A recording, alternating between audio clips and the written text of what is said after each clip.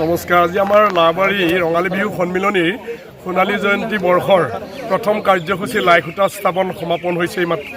আমাৰ 9:12 আমি সুন্দৰভাৱে কাৰ্য সমাপন কৰিছোঁ। আমাৰ এতিয়াৰ পৰাই এই বিহু কাৰ্যসূচী আৰম্ভ হ'ল বুলি ক'ব পাৰি। আমাৰ মূল কাৰ্যসূচী অৰ্থাৎ 31 চ'ত 14 এপ্ৰিলৰ পৰা আমি 21 এপ্ৰিল অৰ্থাৎ 7 বহাগলৈ অনুষ্ঠিত কৰিম। সেই অনুপাতে আমাৰ প্ৰত্যেক দিনাৰ অতি সুন্দৰ কাৰ্যসূচী আছে।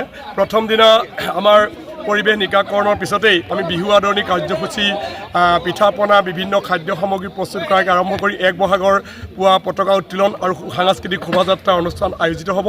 আৰু 2 বহাগৰ দিনা খেল ধেমালি প্ৰতিযোগিতাৰ লগতে সাহিত্য সংস্কৃতি প্ৰতিযোগিতা আৰু নিশা ভাগলৈ সৰু বিহুৱতী প্ৰতিযোগিতা অনুষ্ঠিত হ'ব। ঠিক তেনেকৈ আপোনাৰ 3 বহাগৰ দিনা দিনৰ ভাগত সাহিত্য সংস্কৃতি প্ৰতিযোগিতাৰ লগতে নিশা ভাগলৈ আমাৰ সদৌ অসম ভিত্তিত মুকলি বিহু প্ৰতিযোগিতা অনুষ্ঠিত হ'ব। অসমৰ কেইবাটাও বাচক বনীয়া দলে এই প্ৰতিযোগিতাত অংশগ্ৰহণ কৰিব বুলি আমি ইতিমধ্যে অৱগত।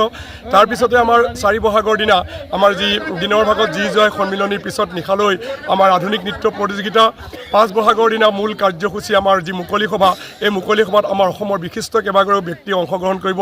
পুৱা 10 বজাৰ পৰা মুকলি সভা অনুষ্ঠিত হ'ব। লগতে উক্ত কাৰ্যসূচীৰ লগত সংগতি আমি এখন স্মৰণিকা প্ৰকাশৰ দিহা কৰিছোঁ আৰু মুকলি সভাতে উক্ত স্মৰণিকাখন উন্মোচন কৰাৰ ব্যৱস্থা কৰা হৈছে। তাৰপিছত আমাৰ 6 বহাগৰ দিনাও তেনেকৈ বিভিন্ন বাৰে বৰণীয়া সাংস্কৃতিক কাৰ্যসূচী আমি ৰাখিছোঁ। নিশা ভাগলৈ আমাৰ স্থানীয় শিল্পীৰ গীতৰ অনুষ্ঠান আৰু 7 বহাগ অন্তিম দিনৰ দিনা আমাৰ অসমৰ এগৰাকী জনপ্ৰিয় কণ্ঠশিল্পী দৰদী গায়িকা সুবাসনা দত্তৰ গীতৰ অনুষ্ঠান আমাৰ অনুষ্ঠিত হ'ব আৰু কেইবাটাও সাংস্কৃতিক দলে এই অনুষ্ঠানত অংশগ্ৰহণ কৰিব।